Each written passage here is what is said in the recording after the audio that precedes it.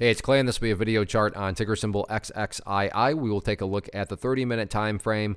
If you're new to charts and not sure what I mean by 30-minute, I do offer an explanation video at that link. So if you go there, I'll explain in detail. Well, quite the eventful day today, not only from the price action point of view, but you look down here at the volume, and this was all happening on well above average volume. So a lot of eyeballs on this one going forward. So let's map out some areas of support and resistance. First level of support, nothing fancy or complicated behind it at all, other than the fact of, where did the bleeding essentially stop today? Right there at 74 cents. I say essentially because technically speaking, sure, the price did drop slightly below it right there. But for the most part, you can see that the general vicinity was right there at that level. So that's certainly going to be a level that a whole lot of people are going to be watching going forward and wondering the same thing, is that going to continue to hold? And I bring that up because when a lot of eyeballs are watching the same level and wondering the same thing, call it a self-fulfilling prophecy, call it whatever you want. It can produce some very dynamic price movements, and that's what 74 cents is representing going into Thursday. So keep a close eye on that. As of right now, from a candlestick perspective, got what we would call a hammer candle right there. So hammer candle off of support on some nice little volume.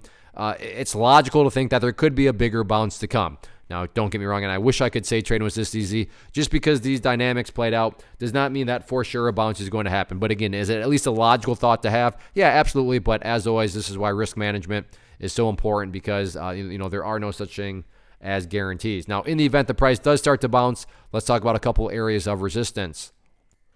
Initial level to keep an eye on, going to be right up there at the $1.10 mark, and if the price can get up through $1.10, then the next overarching level to watch is going to be that purple line up there, the 50-period simple moving average. Keyword being moving, so as Thursday and Friday play out, that line is going to move itself further and further downwards. So keep an eye on that, although as of right now, first bridge that needs to be crossed, is that $1.10 mark. So we'll see what happens with it. But yeah, depending on how long you've traded, I'm sure you've seen stocks like this that get beat down in a hurry, and they can produce some very eventful bounces back to the upside. So we'll see if something like that happens or not. Real quick, if you found this video helpful, then I'm confident you'd find great value in this live web class that I'm offering. It's totally free, so if you're interested in learning more or getting signed up, you can go to claytrader.com/live, or just see the link in the description area, or that should be up on your screen. If you have any questions or anything, then let me know. But if not, go to that link, get signed up, and I'll see you there.